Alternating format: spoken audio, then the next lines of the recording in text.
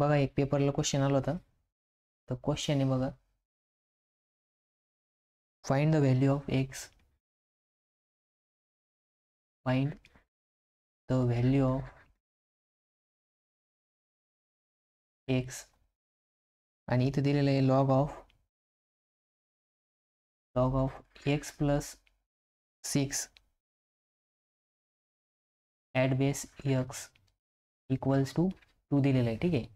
आणि आता आपल्याला याचं काय सांगितलं, सोल्युशन फाइंड आउट करायचं, म्हणजे एक्स फाइंड आउट करायचं आहे.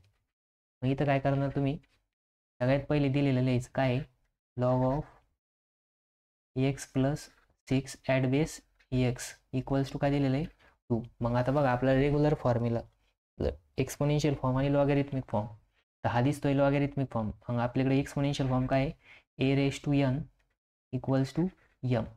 ह्याचा लॉगॅरिथमिक फॉर्म कसा येतो, लॉग ऑफ इक्वल्स टूच्या समोरचं m at base a equals to काय, पॉवर काय इथं एन आहे. ठीक आहे. मग आता काय की याच्यासारखं दिसतं, बरोबर आहे की नाही.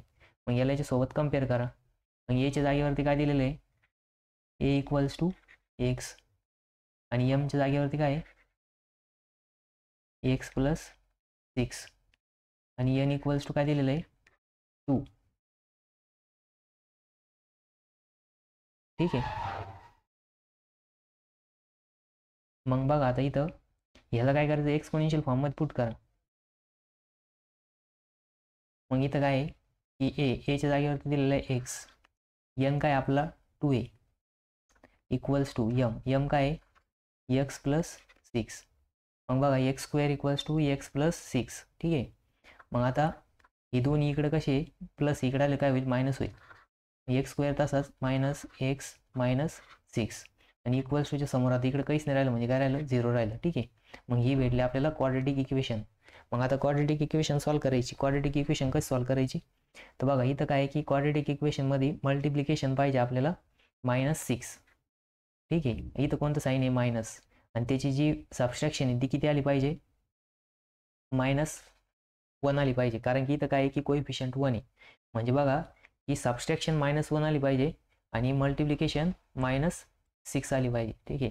तर मग बघा आपल्याकडे 6चे फॅक्टर आहे 3 आणि 2.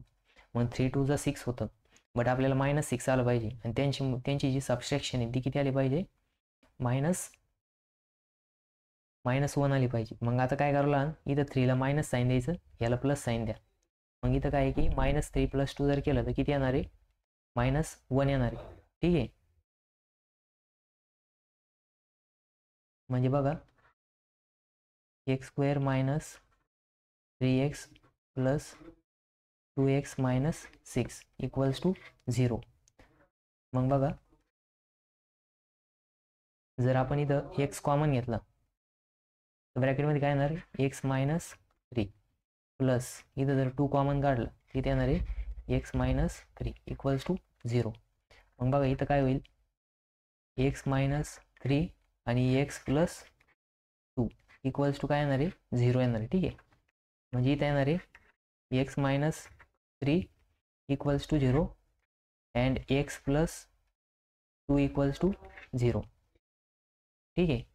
मग बघा हा -3 इकडे गेलं काय होईल, प्लस होईल, आणि हा एक्स इक्वल्स टू इकडे गेलं 2 होईल. ठीक आहे. म्हणजे एक्स इक्वल्स टू किती आलं, 3. ही मायनस काय होणार आहे, रिजेक्ट होणार आहे. ठीक आहे. फायनल आन्सर काय आलं, एक्स इक्वल्स टू 3. म्हणजे आपल्याला बघा एक्स इक्वल्स टू 3 भेटलं. एकदम सोपं होतं. एक्सपोनेन्शियल फॉर्म लॉगॅरिथमिक फॉर्मनी सॉल्व्ह करायचं होतं. त्याच्यामध्ये क्वाड्रेटिक इक्वेशन येतं आणि आपल्याला ते सॉल्व्ह करायचं होतं. ठीक आहे. Minus sign, minus value select नाही होणार.